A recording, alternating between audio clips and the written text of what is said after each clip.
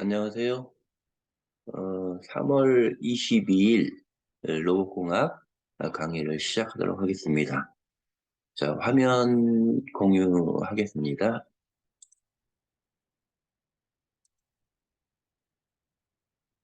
음, 잘 보이시죠? 예, 저도 테스트를 하고 녹화를 시작하니까 큰 문제 없을 거라고 생각을 합니다. 자, 지난주에 본격적으로 시작을 했는데요. 어, 여기 나오는 로봇 본체, 매니플레이터, 외형 도믹, 카다로그 보는 방법에 대해서 시작을 했습니다. 그래서 다른 거는 구체적인 거는 나중에 2학기 올라가면 배우겠지만 지난주에 좀 중요한 부분인 이쪽의 사양서 보는 방법에 대해서 설명을 모토심 이지 VRC와 함께 지난주에 여기까지 강의를 했습니다. 자, 기억을 약간 되살리기 위해서 여러분들이 본다면, 자유도, 육축 가반 질량 6kg, 반복 위치 결정도 플러스 마이너스 0.08, 가동 범위 SLU, RBT, 최대 속도, SLU, RBT 최대 속도, 여기에 중점적으로 설명을 했고요. 뭐랑 같이 했냐면, 이제, 요거, 모토시미지 VRC. 이제 중간고사 지나고 나면, 요거에 대해서 또 배웁니다. 아, 구체적으로. 지금은, 아직까지는, 이제 시작 단계라, 전체적으로 이론적인 부분을 먼저, 해야 되기 때문에, 그거는 조금 양해를 부탁드립니다. 여기서 잠깐 좀 설명 좀 드리는데, 지난주에 여러분들이 그 주위에 펜스가 있었고 사람이 있었죠? 네. 사람은 그냥 내버려 두고요. 펜스는 싹 지었습니다. 이런 거부터 해서 2학기 때부터, 아니, 중간고사 지나고 나서부터는 전반적인 거를 배우도록 하겠습니다. 자, 그러면 계속 이어서 갑니다. 자, 이번에는 우측 거를 얘기합시다. 우측 거를 얘기를 한다면, 자, 허용부하, 설치 환경, 전원 용량, 이쪽인데요. 이쪽이 실질적으로 할 얘기가 은근히 좀 있습니다. 음, 그래서 쉬운 것부터. 음, 우선 전원 용량이 1.5kVA인데요. 1.5kVA라고 하면, 어, 전기를 쉽게 얘기해서 전기를 많이 잡아먹지를 않는다는 얘기예요. 근데 기준은 뭐냐면 10년 전, 20년 전. 그래서 지금 그 전원 용량이 1.5kVA인데 모터가 들어가고 그다음에 전기적인 각종 보드류가 들어가는데 과거에는 10년 전, 아니 20년 전까지만 해도 뭐 이게 1.5kVA가 아니었고 2.3kVA, 2kVA 이런 식이었어요. 근데 이제 전원 용량이 1.5kVA로 다운이 됐다는 얘기는 우선 모터도 컴팩트화됐고 그다음에 그에 따른 서버 앰프도 아주 작아졌다는 얘기죠. 역으로 요즘 전기값이 많이 올랐는데요. 어, 이미 로봇은 10여 년 전부터 이 전기값을 줄여야 한다라는 어떤 공장에서 사용하는 전기값이죠. 네, 그 부분을 줄여야 한다는 컨셉이 대두가 됐었어요. 그래서 이제 이미 이쪽 로봇 쪽에는 그런 부분들이 도입이 많이 되었고요. 그 다음에 이제 설치 환경 쪽인데요. 약간 조금 안 보이는데 이게 어, 우선 설치 환경인데 여러분들 공장 내에서도 여러분들 회사 내에서도 여러 로봇 말고도 여러 설비가 아마 설치가 되어 있을 건데 그거 비슷한 내용이에요. 입니다. 근데 여기서는 이제 하나 조심해야 할 게 로봇 본체나 컨트롤러에 일화성, 부식성 가스, 액체가 아닐 것. 뭐 이런 부분들이 좀 다르고요. 그다음에 진동 관련해서는 로봇은 지난 시간에 배웠다시피 위치 반복 정밀도가 0.08mm이기 때문에 진동에 대해서 제약을 좀 받습니다. 근데 보통 회사 내에는 소형 프레스부터 대형 프레스까지 이제 있는데 가급적이면은 어, 프레스 근처에 있는 로봇을 설치 안 하는 거를 적극 추천드립니다. 그런데 그런데 어, 로봇 프레스 근처에 로봇을 설치 안 하는 거를 추천드리는데 이런 로봇들이 있죠. 프레스가 한 로봇가 있어요.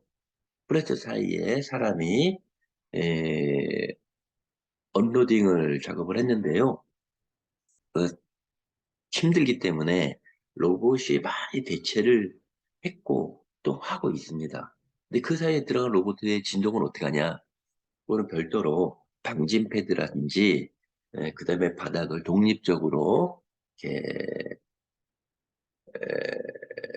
작업을 좀 합니다. 음, 그래서 그 이외에 또 이제 일반적으로 설치되는 로봇 같은 경우는 기준이 0.5G입니다. 우리가 중력과속도라는 게 있죠. 누구나 다 받는 9.8m/s의 자승이 있죠. 어, 근데 거기에 이제 0.5G 이하일 것입니다. 뭐 습도나 온도야 습도야 20에서 80%, 그다음에 결로가 없을 것, 즉 이슬이 없을 것, 그다음에 이제 온도는 0도에서 45도가 되겠습니다. 여기는 뭐 이 정도 얘기를 하고요. 여기서는 이제 모멘트라는 얘기가 나요. 모멘트. 즉, 이 허용부하, 허용부하, 허용부하, 예, 음, 허용부하. 이거는 이제 어떤 내용이냐면 실질적으로 어, 로봇이 로봇이 어, 가동을 할 때, 가동을 할 때, 로봇이 움츠리고 있을 때 하고, 쫙 신축 쫙 뻗어 있을 때, 그, 핸드에 걸리는 중량에 따라 로봇이 받는 부하는 변화가 있겠지요. 그거를 잠깐, 말씀을 드린다면, 쉽게 얘기해도 지금 요 상태, 요 상태에서 로봇이 받는 부하하고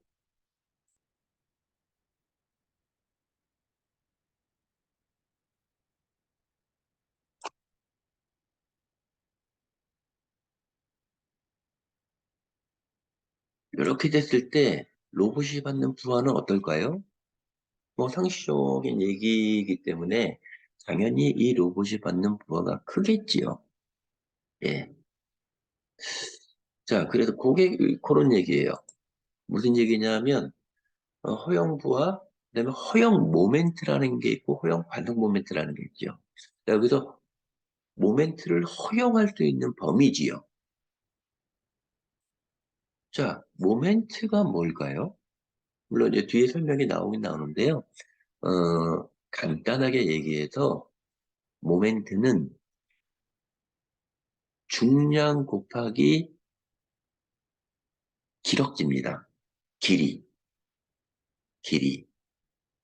즉, 내가 예를 들어서 서 있을 때 수직인 상태, 사람도 이거 수직 다관절입니다. 이 로봇 관점에서 보면 AI가 충분히 들어가 있고요. 자, 사람이 수직으로 서 있는 상태에서 오른팔을 차렷하고 있는 자세에서 팔을 들었을 경우에 거기에 들어가는 힘이 필요로 하겠죠. 그렇겠죠? 네. 근데 이 팔의 길이가 1.3m 있을 짜리인 사람하고 거기에 막대기를 2m짜리를 연결을 했을 때 그 사람이 받는 부하량은 더 커지겠죠. 그 얘기예요. 음. 즉, 그래서, 요거는 SLU, RBT 중에서 SLU는 괜찮고, RBT에서 허용 모멘트가 수치적으로 이렇게 표현한 겁니다. 11.8, 9.8, 5.9 뉴턴 메타. 음. 즉, 요거를 이제 킬로그램으로 환산을 한다면 1.2 킬로그램 포스 곱하기 거리 M. 음. 요게 이제 모멘트죠. 자, 그 다음에 이제 허용 관성 모멘트. 허용 관성 모멘트는 여러분들이 이제 이나샤라고 얘기를 이제 하고 있는데요. 요거는 무슨 얘기냐면 어, 관성이라는 그 개념이 도입이 되는데요. 쉽게 얘기해서 여러분들이 버스에 서 있는데 정지된 상태에서 버스에 서 있는데 버스가 출발하려고 하면 여러분들은 뒤로 이렇게 몸이 쏠리는 게 진행방향의 반대 방향으로 몸이 쏠리는 게 있죠. 그거는 정지하고 있는 물건은 계속 정지하려고 하는 관성을 갖고 있죠. 습성을 갖고 있죠. 그래서 어느 정도 몸을 이제 추스려가지고 가속이 끝나고 정적으로 갔을 때는 어떻게 돼요? 몸은 그냥 편안하게 서 있죠. 버스하고 싱크가 된 거죠.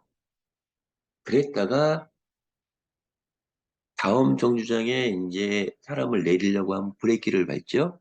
브레이크를 밟을 때 사람의 몸은 또 어떻게 됩니까?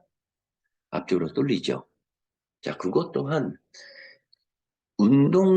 진행 중인 물체가 외적인 힘을 받아서 정지하려고 하면 움직이던 그 습성으로 인해서 앞으로 몸이 쏠리는 거죠. 자, 그걸 관성 몸에 들어갑니다. 일단 여기서는 뒤에 좀 내용이 나오는데요. 우선 여기까지만 요거는 이해하시면 될 것 같고요. 그래서 그것도 마찬가지로 R축, B축, T축. 자, 요것도 킬로그램 메타의 자승. 0.24, 0.17, 0.06. 자, 여기 있는 부분들은 솔직히 어, 로봇을 비교할 때, 솔직히, 나름대로 중요한 데이터입니다. 무슨 얘기냐면, 이 손목축에, 이 RBT를, 그, 리스트 유니트라고도 얘기하고, 그 손목축이라고 얘기하는데요. 어, 내구성에 직접적인 관련이 있습니다. 지금 무슨 얘기냐? 국내 로봇 메이커가 많다고 지난주 시간부터 계속 얘기를 하고 있는데요. 또한 야스카와 로봇으로 여러분들한테 로봇 공학을 강의를 하고 있지만 여러분들은 직장에 다니는 경우가 많기 때문에 이 로봇 하나만 배워서 다른 것도 응용할 수 있는 능력을 키우려고 하는 부분도 있거든요. 왜냐하면 꼭 회사 내에는 공장 내에는 야스카 로봇도 있고 현대 로봇도 있고 화랑 로봇도 있고 가와사키 로봇도 있고 물론 야스카 로봇도 있겠죠. 어, 자, 그네들의 로봇을 스펙서를 비교를 하다 보면 이 허용 모멘트하고 허용 관동 모멘트가 조금씩 다 차이가 있어요. 동급에서. 주로 유럽이 좀 강하게 만들죠. 강하게. 강하게 만들면서 가격이 좀 비싼 편이죠. 음. 그다음에 메인테너ンス 비용도 많이 들고요. 그러니까 그때 이제 이 손목 축의 리스트 유닛의 강성을 측정하는 부분들이 이 부분들이라고 보시면 되겠습니다. 예를 들어서 뭐 회사 대표께서 야 저기 로봇 메이커 한 두세 군데 한번 조사 좀 해봐라. 아 그다음에 직접적으로 보고를 해봐라 했을 때는 이 내용들이 이 내용들을 같이 보고해 드리면 아주 나름대로 좋은 점수를 받을 것 같습니다. 그래서 여기 이 스펙에 대해서는 지난 시간하고 이번 시간 좀 더 중요한 내용이고 기초가 되는 부분들이기 때문에 시간을 많이 할애를 했습니다. 자, 사양표의 기본 내용은 여기서 종료를 하고요. 그 다음으로 넘어가겠습니다. 자, 사양표의 기재 내용 중에 구조, 음, 구조는 이제 수직 다관절이죠. 여기에 이제 HP, EA, ES 이런 거는 뭐냐면 실질적으로 기종명이에요. 근데 중요한 거는 수직 다관절형이 있고 수평 다관절형이 있다. 자, 수직 다관절은 여러 형태다. 우리가 지금 배우고 있는 거 수평 다관절은 여러 형태다. 주로 수평 다관절 같은 경우에는 이제 수직 다관절처럼 육축으로 구성되어 있는 게 아니고 대형 액정 판넬 같은 거를 움직이는 쪽으로 야스카와는 4축으로 해서 구성되어 있습니다.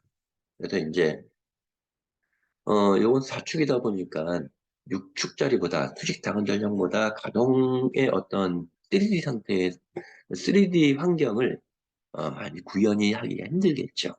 음. 우리 그래서 이제 이런 축두가 있고요. 그 다음에 이제 가반 질량, 가반 질량. 자, 여기에서 보면 여기서 가반 질량 나오죠? 6kg. 즉, 이 로봇은 6kg까지 로봇 본체에 실을 수 있다는 얘기죠. 그 내용입니다. 쉽게 얘기해서 어렵게 써 있는데요. 예를 들어서 요거는 이제 어, 여기에 보면 여기 가반 중량 50kg짜리입니다. 요거는 50kg짜리인데 요게 뭐냐면 암이에요. 암. RBT 중에서 끝에 엔드 부분인데 50kg짜리라고 하면 어떻게 되냐면 가반 중량이 50kg를 나타내고 있는 거거든요. 자, 여기다 보면 어떻게 돼요? 암에 정션 박스 같은 거, 뭐 그런 부분들을 치부를 하는 경우가 많거든요. 그거의 무게 5kg짜리라고 하면 이 로봇의 T축, 엔드 부분에는 최대 45kg까지 째를 할 수 있어요. 핸들링을 할 수 있는 거죠.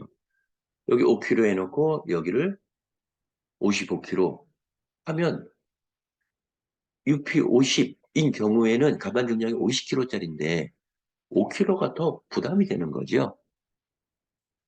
뭐 플러스 마이너스 10% 정도로 얘기는 많이 드립니다만 뭐 플러스 마이너스 플러스 10% 해도 로봇이 안 움직이는 건 아니에요. 단 수명이 짧아지는 거죠. 무슨 얘기냐? 어린아이한테